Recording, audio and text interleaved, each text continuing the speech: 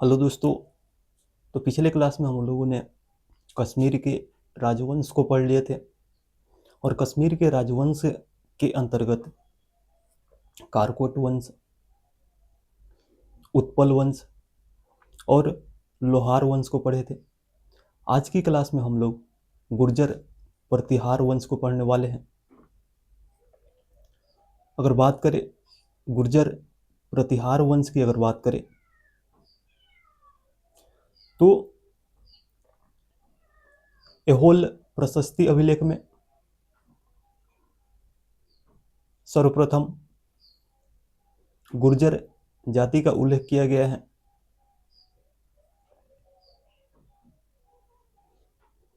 अगर बात करें गुर्जर प्रतिहार वंश के संस्थापक की, अगर बात करें तो इसके संस्थापक नागभट्ट प्रथम है। नागभट्ट प्रथम ने ही गुर्जर प्रतिहार वंश की स्थापना किया है। नागभट्ट प्रथम के बाद गुर्जर प्रतिहार वंश के अगला शासक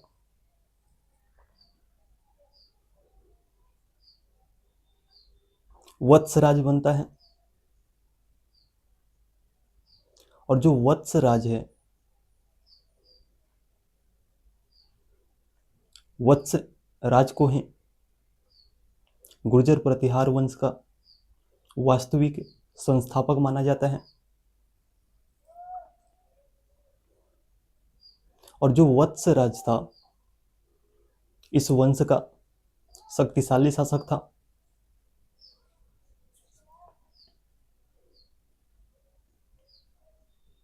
वत्सराज ने ही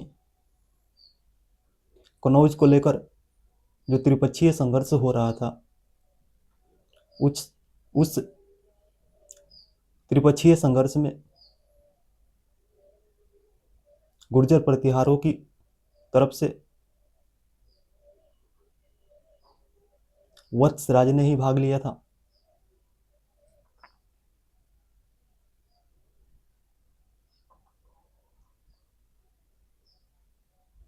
और जो वत्सराज था, वत्सराज ने पाल वंश के शासक धर्मपाल को पराजित किया और एक राष्ट्रकूट वंश के शासक थे जिनका नाम था ध्रुव। ध्रुव ने वत्सराज को पराजित कर दिया था। फिर अगर बात करें तो वत्सराज के बाद अगला शासक जो है नागभट्ट द्वितीय शासक बनता है। और नागभट्ट द्वितीय ने अपनी राजधानी कनौज को बनाकर शासन प्रशासन करना शुरू किया। नागभट्ट द्वितीय के बाद अगला शासक जो है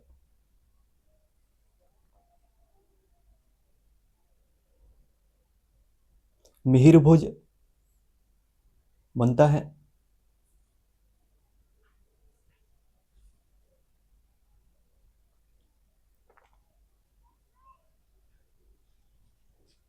और जो मिहिर भोज था, मिहिर भोज इस वंश का सबसे महत्वपूर्ण शासक था। मिहिर भोज ने आदि बराह की उपाधि धारण की थी।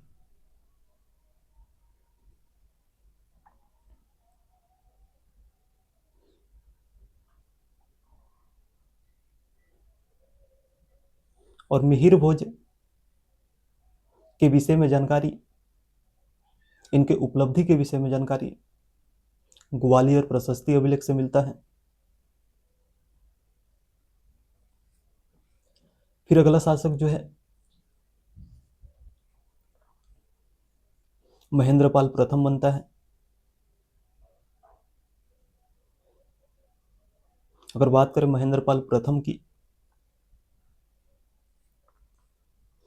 तो महेंद्रपाल प्रथम ने राष्ट्रकूट वंश के शासक इंद्र तृतीय को पराजित किया था।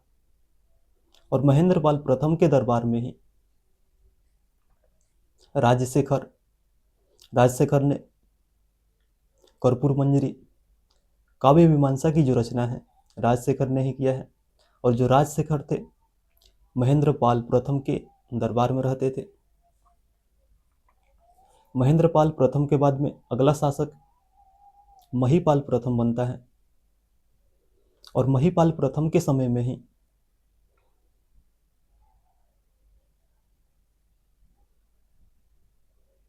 एक बगदाद के यात्री जिनका नाम था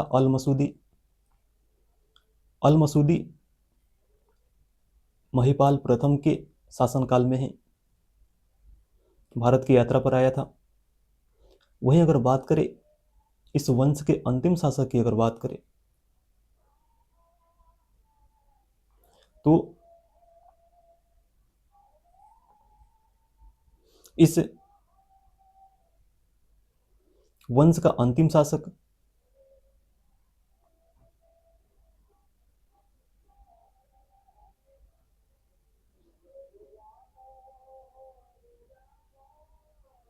यशपाल था। फिर इसके बाद अगर बात करें कनौज की गढ़वाल वंश की, तो कनौज का जो गढ़वाल वंश था, कनौज के गढ़वाल वंश की स्थापना चंद्रदेव ने किया था। और चंद्रदेव ने वाराणसी को राजधानी बनाकर शासन प्रशासन करना शुरू किया। चंद्रदेव के बाद अगला शासक गोविंद चंद्र बनते हैं। और जो गोविंद चंद्र थे कनौज के गढ़वाल वंश के सबसे शक्तिशाली शासक थे।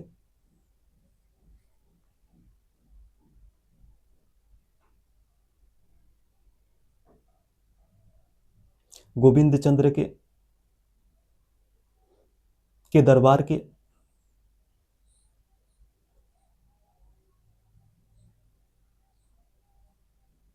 युद्ध एवं शांति का मंत्री लक्ष्मीधर था। और लक्ष्मीधर ने कृत्य कल्परु नामक ग्रंथ की रचना किया था।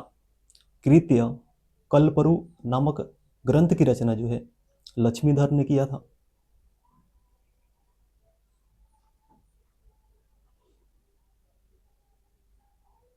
और गोविंद चंद्र के बाद अगला शासक जो है जयचंद बनता है।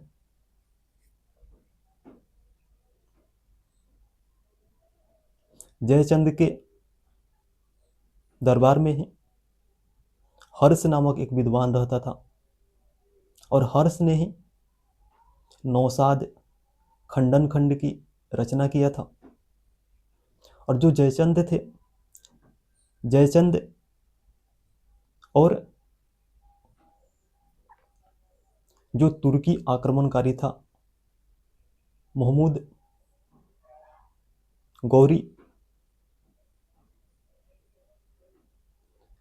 गौरी और जयचंद के बीच में 1194 ईस्वी में चंदावर का युद्ध होता है, जिसमें मोहम्मद गौरी की जीत होती है।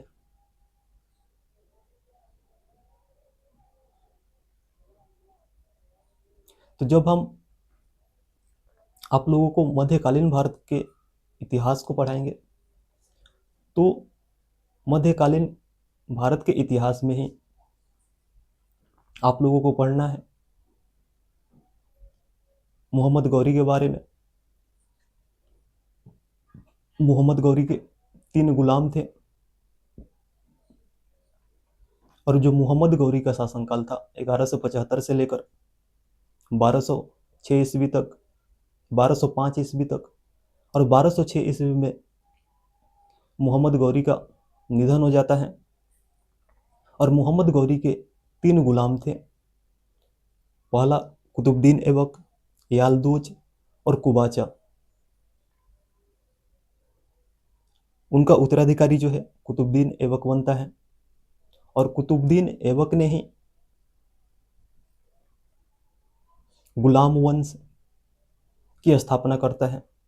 जब आप लोग मध्यकालीन भारत में दिल्ली सल्तनत को पढ़िएगा तो दिल्ली सल्तनत के अंतर्गत ही, दिल्ली सल्तनत के अंतर्गत 5 राजवंश को पढ़ना होता है। एक है गुलाम वंश, खिलजी वंश, तुगलक वंश,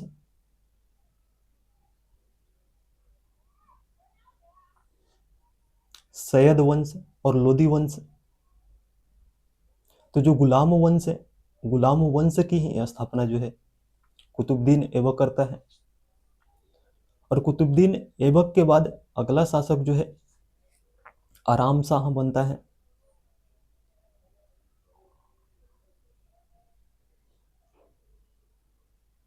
आराम शाह का शासनकाल लगभग 8 या 9 महीना तक ही इसका शासनकाल था। और यह एक अयोग्य शासक था जिसका फायदा इल्तुतमिश ने उठाया, और इल्तुतमिश ने ही आराम शाह की हत्या करके अगला शासक बना। और इल्तुतमिश ने ही कनौज पर अधिकार करके गढ़वाल वंश के शासन को समाप्त कर देता है। तो कनौज के गढ़वाल वंश में हमें यहीं तक पढ़ना होता है। तो चलिए इन सभी चीज़ों को हम लोग नोट कर लेते हैं।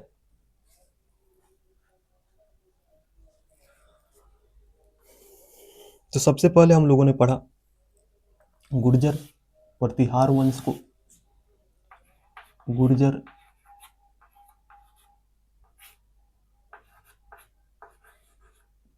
प्रतिहार वंश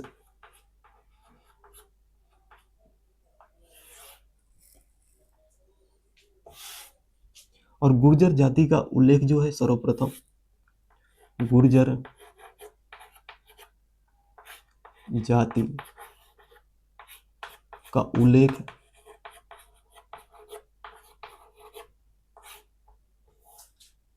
एहोल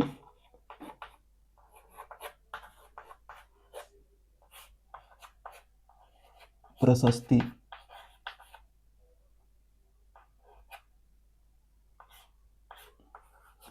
में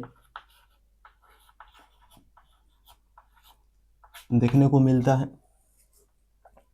अगर बात करें संस्थापक की,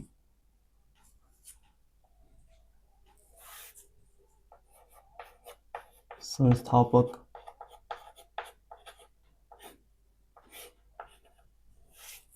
तो नागभट्ट प्रथम ने गुर्जर प्रतिहार वंश की स्थापना किया था। नागभट्ट प्रथम ने।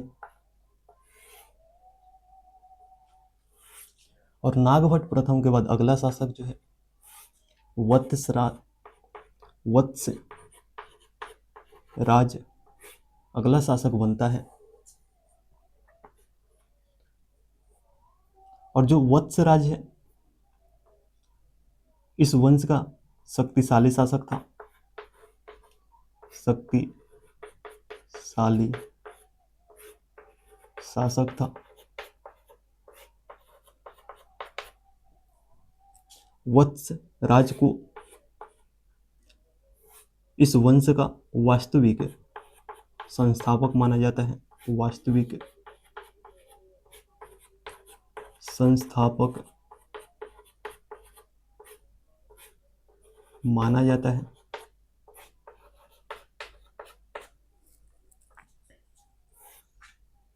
और जो वत्स राज था त्रिपक्षीय संघर्ष में भाग लिया था। त्रिपक्षीय संघर्ष में भाग लिया था।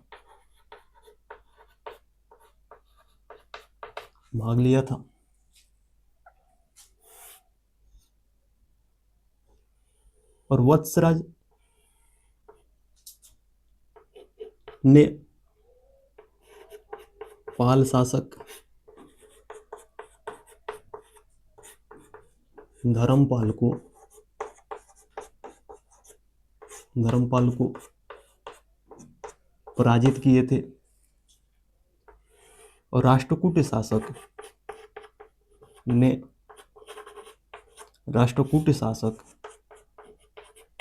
ध्रुव ने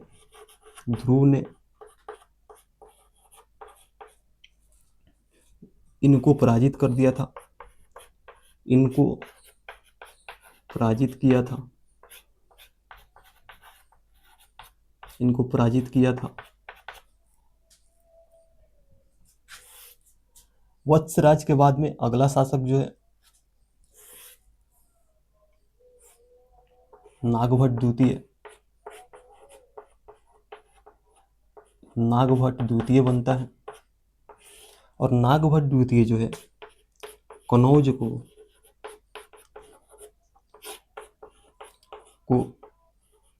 राजधानी बनाता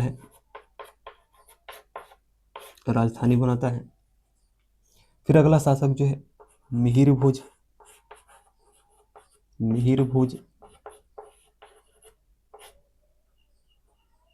प्रथम अगला शासक बनते हैं।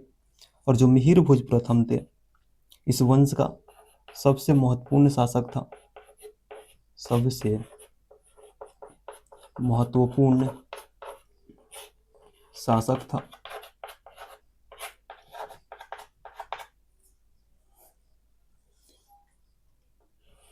और जो मिहिर भोज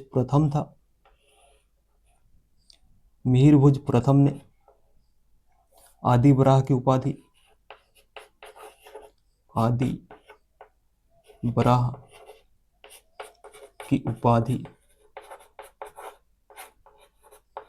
धारण किया था।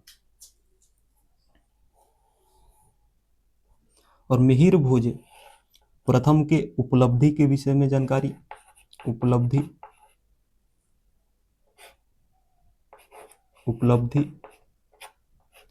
के विषय में जानकारी जो है ग्वालियर अभिलेख देता है। जानकारी ग्वालियर अभिलेख देता है।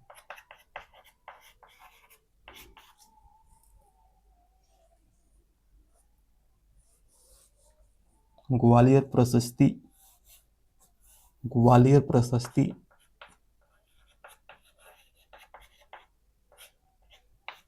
लेख जो है इसके विषय में जानकारी देता है। फिर अगला शासक महेंद्रपाल प्रथम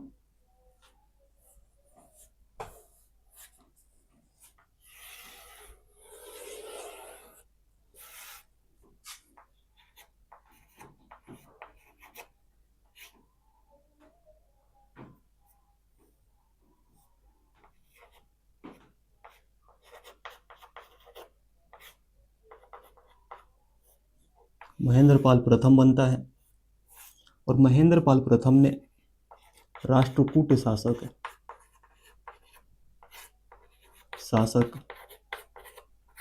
इंद्र तृतीय को पराजित किए थे। और महेंद्रपाल प्रथम के दरबार में ही इनका दरबारी कवि जो है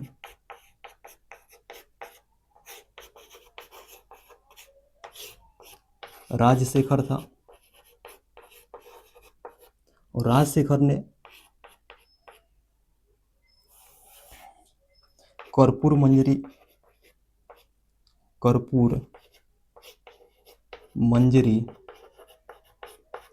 और काव्य मीमांसा की रचना किया था।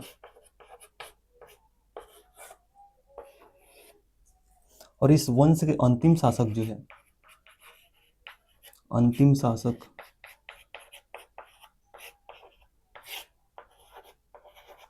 यशपाल थे।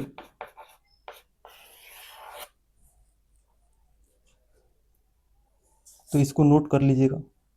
फिर इसके बाद हम लोगों ने पढ़ा था कनौज के गढ़वाल वंश को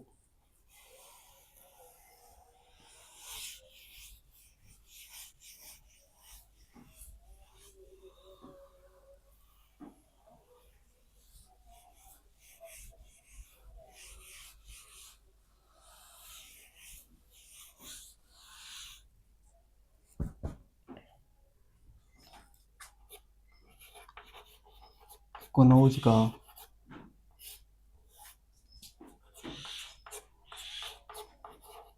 गढ़वाल वंश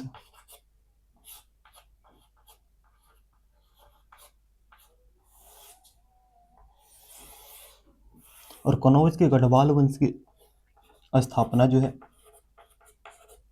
इसकी स्थापना चंद्र देव ने किया था।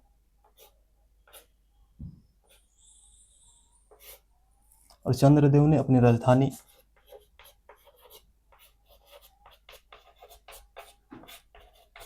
वाराणसी को बनाया था।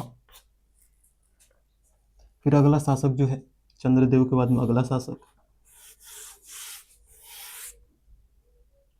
गोविंद चंद्र बनता है। और जो गोविंद चंद्र था, इस वंश का सबसे शक्तिशाली शासक था,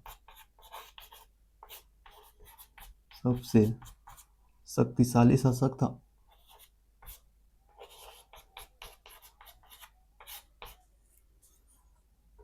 गोविंद चंद्र के युद्ध एवं शांति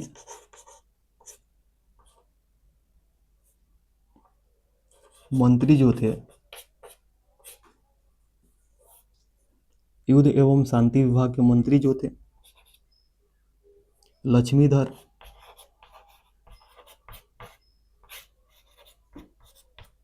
और लक्ष्मीधर ने ही कृत्य कल्पप्रभु नामक ग्रंथ की रचना किया था। नामक ग्रंथ की रचना जो है लक्ष्मीधर ने किया है। और गोविंद चंद्र के बाद में अगला जो शासक है जयचंद बनता है। जयचंद, और जयचंद जो था इस वंश का अंतिम शासक था।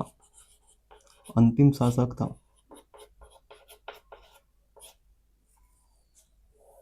जयचंद के दरबार में ही हर्ष रहता था और हर्ष ने ही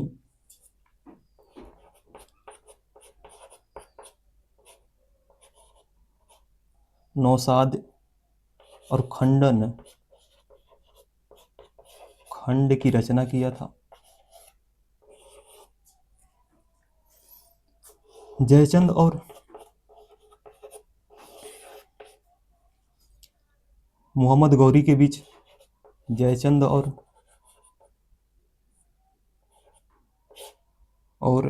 मोहम्मद गौरी के बीच में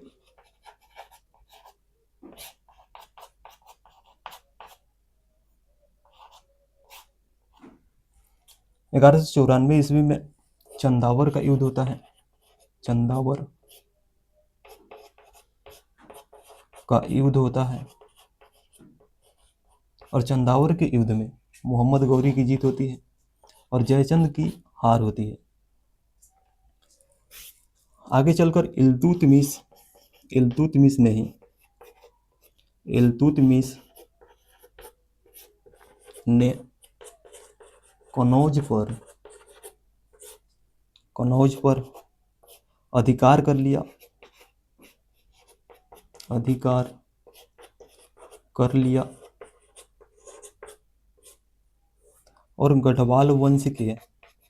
और गढ़वाल वंश के शासन को समाप्त कर दिया।